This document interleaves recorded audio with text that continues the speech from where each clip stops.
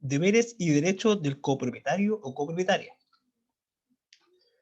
En los condominios de Fondo Solidario de Vivienda del C49 está regido por la Ley 19.537 sobre copropiedad inmobiliaria. ¿Qué es un condominio o copropiedad? Son los terrenos o construcciones, por ejemplo un conjunto de vivienda, donde coexisten bienes que son de todos y bienes que son de cada propietario. Por lo general, corresponden a edificios de departamentos que se han construido sobre un terreno común. Dentro del departamento hago lo que quiera siempre que no afecte a los demás. En los espacios comunes somos todos dueños.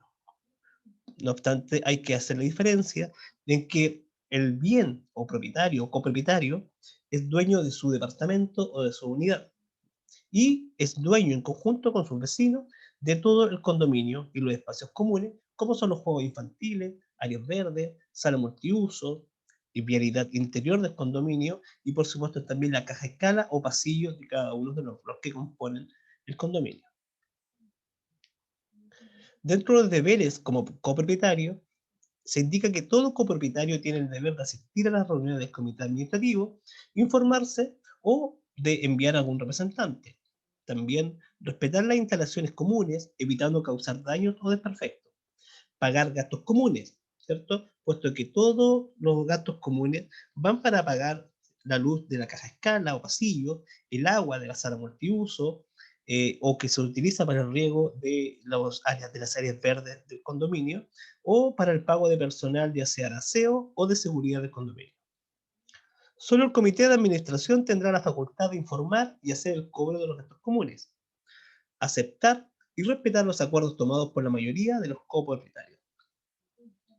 Es importante indicar que la vivienda obtenida por subsidio del Estado debe ser habitada personalmente por el beneficiario y o su grupo familiar, por al menos 5 años contados desde el día de la entrega de la casa, recepción de la llave. Esta deberá ser la vivienda habitual del grupo familiar, no pudiendo ser usada como segunda vivienda o en forma esporádica. También existe prohibición de venta de la vivienda por un plazo de 10 o 15 años.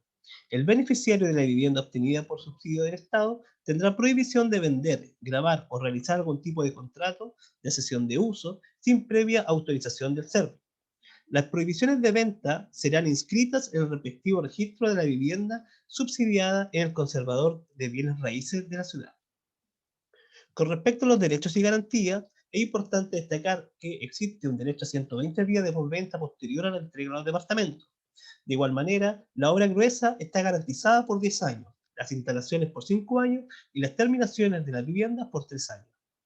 También existe el derecho de cada uno de los copropietarios a participar en la administración del condominio.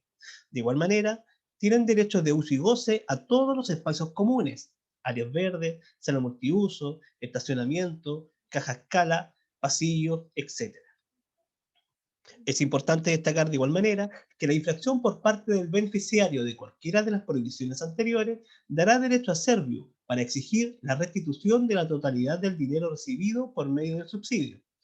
Para resguardar el cumplimiento de las obligaciones, el beneficiario del subsidio deberá constituir una hipoteca sobre el inmueble adquirido a favor de Servio. Transcurrido el plazo de 5 años de vigencia de las prohibiciones, la vivienda será liberada de la hipoteca, pasando a ser totalmente propiedad del beneficiario y libre de las restricciones antes descritas. Los beneficiarios de una vivienda se encuentran protegidos frente a fallas o defectos que presente la construcción de su casa o departamento, por un periodo que va de 3 años hasta 10 años, según sea el tipo de daño. Esto está estipulado en el artículo 18 de la Ley General de Urbanismo y Construcción. La obligación de concurrir al pago de los gastos comunes emana de la ley. En otras palabras, una vez que una persona adhiere a un régimen de copropiedad, es decir, cuando compra un departamento, vivienda o parcela acogida a este régimen, la procedencia de los cobros estará asociada al cumplimiento de las formalidades que exige la ley en este sentido, y no necesariamente a la aprobación o consentimiento del copropietario en particular. El hecho de que un copropietario no haga uso efectivo de un determinado servicio o bien de dominio común, o de que la unidad correspondiente permanezca desocupada por cualquier tiempo, no lo exime en caso alguno de la obligación de contribuir oportunamente al pago de los gastos comunes correspondientes.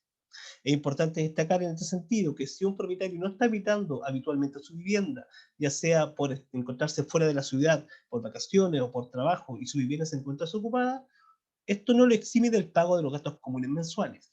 ¿ya? Es importante destacar también, ¿cierto?, que el pago de los gastos comunes es una responsabilidad y obligación legal que se establece, digamos, desde el punto de vista del régimen normativo. Con respecto a las prohibiciones, es importante destacar que una vez inscrita la propiedad en el conservador de bienes raíces, comienzan a regir las siguientes prohibiciones. Primero, arrendar o enajenar durante 5 años y de vender por 15 años.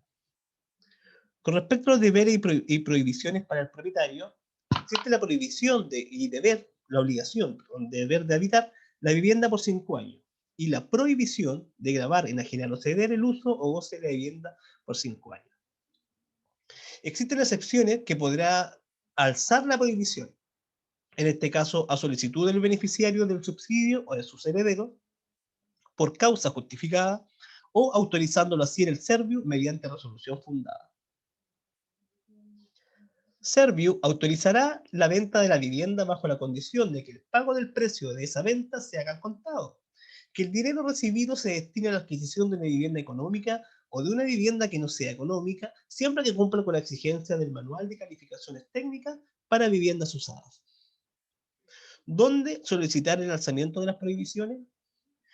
El alzamiento de las prohibiciones se solicita en el conservador de bienes raíces en cuyo registro figura inscrita la vivienda. Con respecto a la sanción en caso de incumplir las prohibiciones, Serviu podrá exigir al beneficiario la restitución de la totalidad de los dineros recibidos por concepto de subsidio. Esto equivale no al valor que la familia ahorró para adquirir la vivienda, sino que al valor total que recibió el subsidio por la vivienda. Es decir, cuando una persona incumple las prohibiciones, lo que debe pagar no es el ahorro que la familia logró juntar para poder postular, sino que el totalidad del valor de la vivienda, que es mucho más caro, por supuesto. Con respecto al patrimonio reservado de la mujer casada, el cual se estipula en el artículo 150 del Código Civil, hablaremos lo siguiente. Primero, es importante determinar o conocer cuáles son los regímenes matrimoniales. En primer lugar, y el más común, existe la sociedad conyugal. También existe la separación total de bienes y la participación en los gananciales.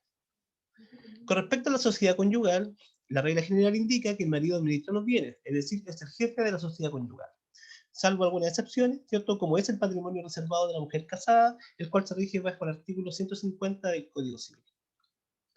El patrimonio reservado de la mujer casada en régimen de sociedad, opera cuando la mujer está casada en régimen de sociedad conyugal. De igual manera opera cuando la mujer trabaja separadamente del marido y cuando la mujer recibe una remuneración por ese trabajo. Con respecto a este patrimonio reservado, es importante indicar que corresponde a toda remuneración producto del trabajo de la mujer. Asimismo, en los bienes adquiridos con el producto de ese trabajo y los frutos que generen dichos bienes. ¿Cómo acreditar que la mujer casada trabaja aparte del marido y que se le aplique el artículo 150? A través de cualquier medio de prueba. Por ejemplo, boletas de honorarios emitidas por la mujer casada, liquidaciones de sueldo, patente comercial, industrial, etc. ¿Cómo acreditar que compré una casa con mi patrimonio reservado como mujer casada?